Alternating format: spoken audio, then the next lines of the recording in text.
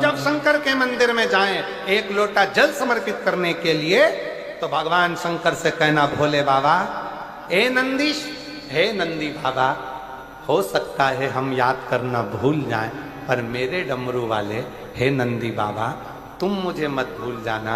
मैंने एक लोटा जल चढ़ाया है ना, एक दिन शंकर को लेकर मेरे दरवाजे पर जरूर आना। इतनी कृपा जरूर, इतनी दया जरूर। और तुम तो जानो भोले जी घट घट की, हर एक के घट की बात जानता है, इसलिए उसका नाम शिव है। एक पत्र देखिए,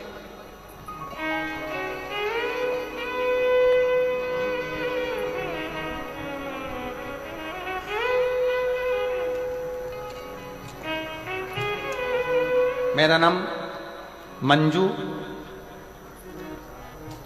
पंचे, पति मंगल पंचे, निवासी जरा पढ़ के बताओ तुम लोग, एलईडी पर पढ़ो क्या लिखा है। बौरी पारा घूटरा पारा, अंबिकापुर की हैं। कहीं बैठी हैं आप ही हैं? एक बार वापिस हाथ हिला दो, आ जाओ, एक बेलपत्र लेकर जाओ, आ जाइए, आ जाओ। मेरा नाम मंजू पंचे, पति मंगल पंचे, निवासी बोरीपारा घुटरापारा अंबिकापुर के निवासी हूँ। गुरुदेव, एक लोटे जल का मैं क्या वर्णन करूं। मेरे गले में 2024 से एक गठान हो गई थी, जिसकी वजह से गले में दर्द रहता था, भोजन करने में दिक्कत होती थी, बोलने में तकलीफ होती थी, बहुत तकलीफ की जिंदगी जी रही थी। डॉक्टरों ने कह दिया था इसका ऑपरेशन करना पड़ेगा। ऑपरेशन करने के बाद जांच होगी और जांच में मालूम पड़ेगा कि इसकी स्थिति क्या है, ये काय की गठान है, कैसी गठान। बहुत तकलीफ का जीवन हो गया गुरुदेव, टेंशन में जिंदगी चलने लगी। इतना तकलीफ हुआ, तब हमने महाराष्ट्र में भी जांच कराया, रायपुर में भी जांच कराया, सभी डॉक्टरों ने ऑपरेशन का बोला। हर डॉक्टर ने ऑपरेशन का बोल दिया, और डॉक्टर ने कहा इसको जल्दी से जल्दी ऑपरेशन कराना।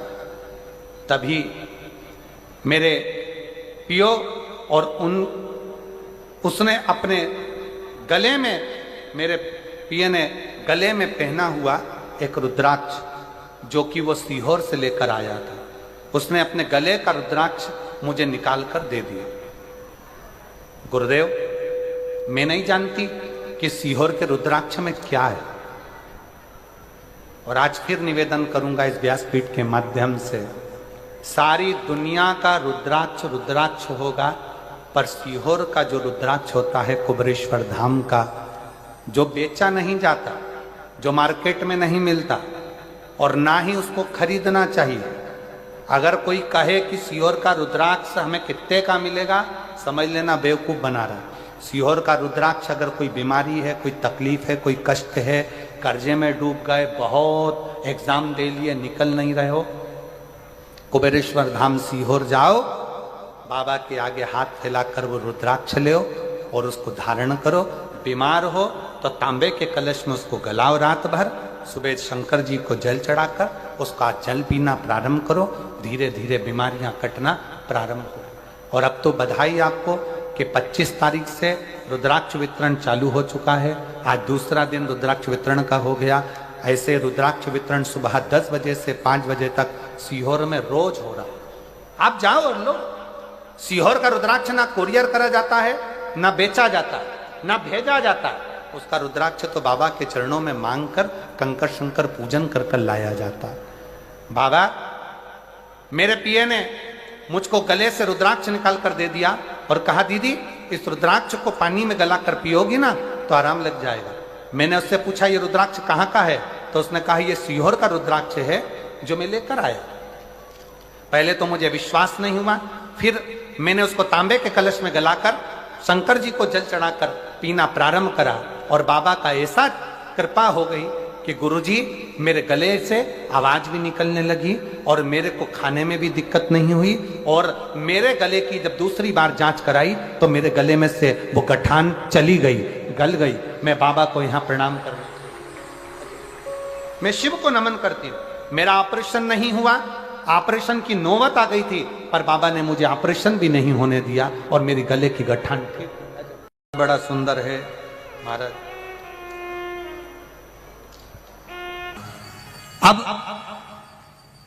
चंचुला देवी को मालूम पड़ गया, देवऋषि नारद ने कह दिया जरूर इसके घर के पूर्वज, बिंदु को जल नहीं मिला है, पूर्वज को जल नहीं मिला, जरूर कोई बात है, क्या करा जाए।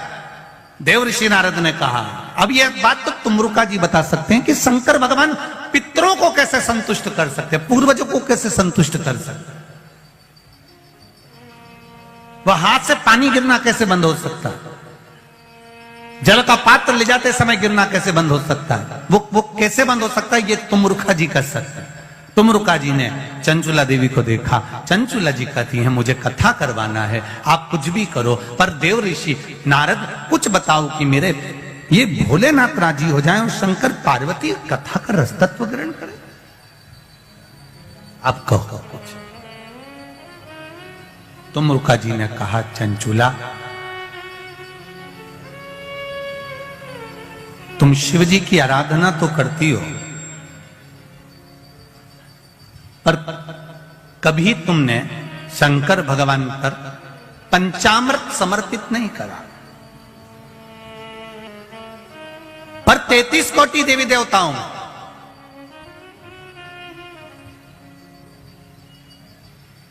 केवल एक भगवान देवाधिदेव महादेव ऐसे हैं जिनकी प्रियता केवल बेलपत्र और पंचामृत। अब जरा अच्छे से समझ जाना, बहुत ध्यान लगाकर सुनना, बेलपत्र और पंचामृत है। तो कहा पंचामृत तो स्नान के काम आता है भगवान को, दही चढ़ाओ, पंडित जी बोलते हैं दूध चढ़ाओ, शहद चढ़ाओ, शक्कर चढ़ाओ, दूध चढ़ाया, जल चढ़ाया, गंगा जल चढ़ाया, ये सब तो हम भगवान के स्नान में काम लेते हैं। नहीं, अगर आप शिव जी को एक कटोरी में पंचामृत बनाकर ले जाते हैं, दूध, दही, शहद, घी, शक्कर, ये सब मिलाकर यदि आप लेकर जाते हैं और ले जाकर भगवान शंकर के सामने समर्पित करते हैं, एक बेलपत्री अशोक सुंदरी, अभी तक आपने जो बेलपत्री चढ़ाई है अशोक सुंदरी के ऊपर, डंडी का मुख जहां से पानी बहता है उस ओर रखा जाता है। पर जब हमें ऐसा लग रहा है कि हमारे पितृ भूखे हैं या हमारे पूर्वज प्यासे हैं या उनको भाग नहीं मिल रहा, इसलिए मेरा कोई काम नहीं हो रहा, इसलिए शिव राजी नहीं हो रहा है, तो ये बेलपत्री के भाग को बदल दिया जाता है। ये बेलपत्री अशोक सुंदरी की जगह पर जब चढ़ाया जाता है तो ये पत्ती का जो भाग है जहां से पानी बहता है उस ओर रखा जाता है, और ये डंडी का भाग शिवलिंग की ओर रखा जाता है। और यहीं पर भगवान शंकर को जो तुम पंचामृत बनाकर लेकर गए हो वो पंचामृत चढ़ाया जाता है, और वही पंचामृत थोड़ा सा शिवलिंग पर चढ़ा दिया जाता है। उसके बाद में पितृ पूर्वज जल की आस नहीं रखते, न भोजन की आस रखते हैं, क्योंकि शंकर उनको तृप्त कर देते हैं, शिव उनको पूर्ण कर देते हैं।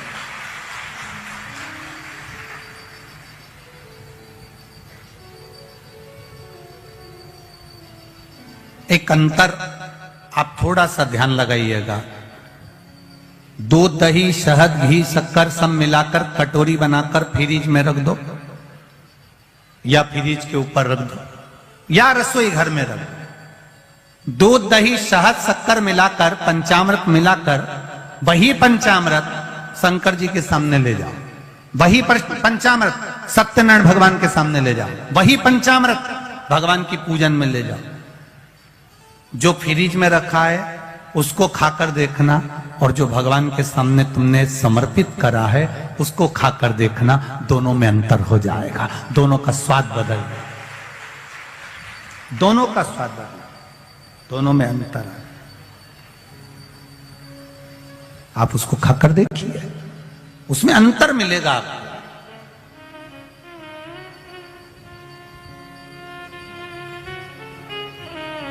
मेरे नारायण के सामने पहुंचा तो भी वो प्रसाद, मेरे ब्रह्मा जी के सामने पहुंचा तो भी वो प्रसाद, माता रानी के सामने पहुंचा तो भी वो प्रसाद है, सत्यनारायण भगवान के सामने पहुंचा तो भी वो प्रसाद है। पर दूध दही शहद शक्कर पंचामृत जो बना हुआ मेरे देव अधिदेव महादेव के सामने पहुंचा, वो केवल प्रसाद नहीं है, वो औषधि निर्मित हो जाती है और उस औषधि से शरीर के ना जाने कितने रोग समाप्त हो जाते हैं। मात्र औषधि रोग मिटाने, कितना सुन।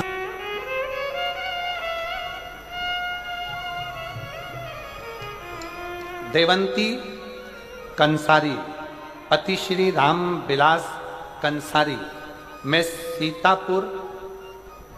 सीतापुर मध्य प्रदेश छत्तीसगढ़ की रहने वाली हूं।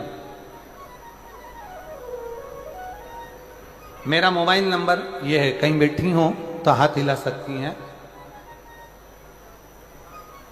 देवंती कंसारी, पति श्री राम विलास कंसारी, सीतापुर, कहीं बैठी हैं, आ जाओ, एक बेलपत्र ले जाना, आ जाइए, आ जाओ। मेरा मोबाइल नंबर यह है।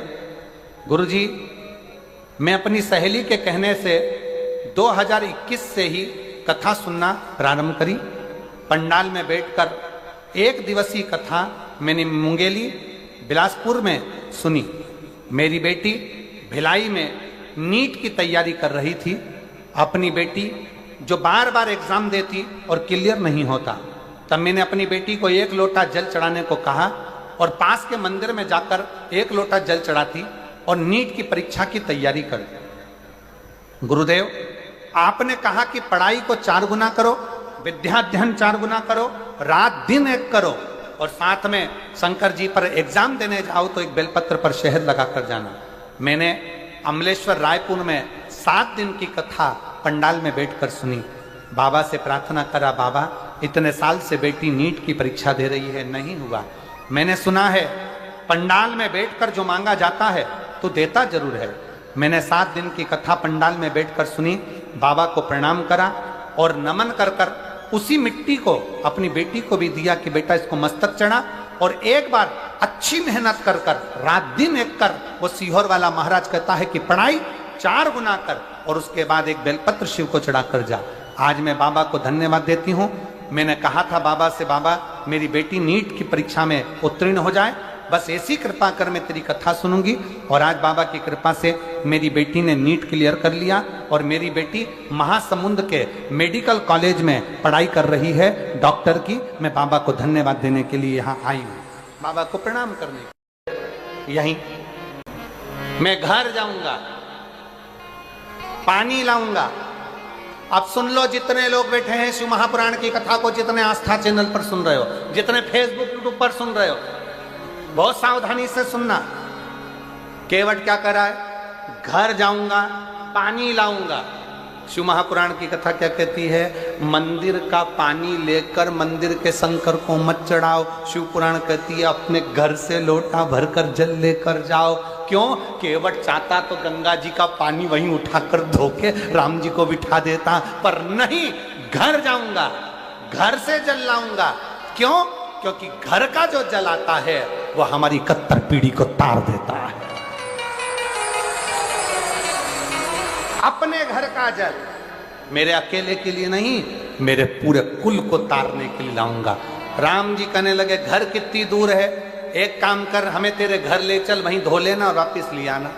केवट बोला नहीं नहीं नहीं, घर में इतनी जगह है नहीं, तुम तो यहीं खड़े रहो, दूसरा नाव वाला तुम्हें पकड़ के ले गया तो एक काम करो, तुम यहीं रहो। राम जी बोले ठीक है, जल्दी जा, जल्दी आना। केवट जाने लगा। इतने में लक्ष्मण जी राम जी के पास आकर बोले, प्रभु मेरा एक निवेदन स्वीकार करोगे? राम जी ने पूछा क्या? क्यों इसके चक्कर में पड़े हो? दूसरी नाव बुला लेते हैं और निकल जाते हैं। केवट ने सुनते से दौड़ के वापिस आ गया। राम जी का हाथ पकड़कर गंगा नदी की रेत पे खड़ा कर दिया और राम जी का हाथ पकड़कर खड़ा कर कर एक उंगली से चारों तरफ घेरा बना दिया और घेरा बनाकर कहा, प्रभु अगर इस घेरे से बाहर निकले तो मेरी सौगंध है तुमको।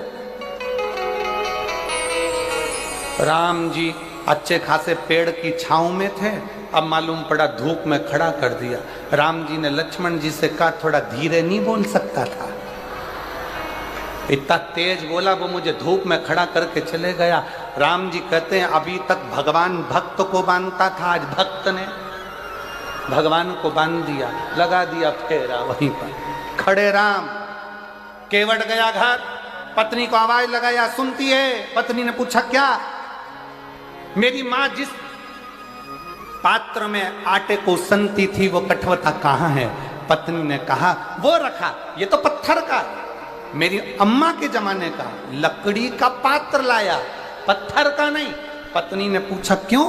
पति ने कहा ये पत्थर का कठवते में अगर चरण धुलाऊंगा तो पत्थर पे से पानी सूख जाएगा, लकड़ी के कठवते में धुलाऊंगा तो लकड़ी पानी को सोख लेगी, रोज आटा उसमेंगे, रोज राम जी के चरण का जल मिल जाएगा और अपना कल्याण हो जाएगा। रोज लकड़ी का कठवता लिया, पत्नी से कहा तू भी मेरे साथ चल, एक लोटा जल भरा और सीधे राम जी के पास पहुंच गए। राम जी के पास पहुंचकर कठवता रखा नीचे, पत्नी को दिया लोटा, राम जी से कहा रख दो इसमें तुम्हारे चरण। राम जी ने बर्तन देखा तो छोटा सा था, अपना एक पांव रख दिया। केवट ने कहा प्रभु एक में काम नहीं चलेगा, दोनों रखो।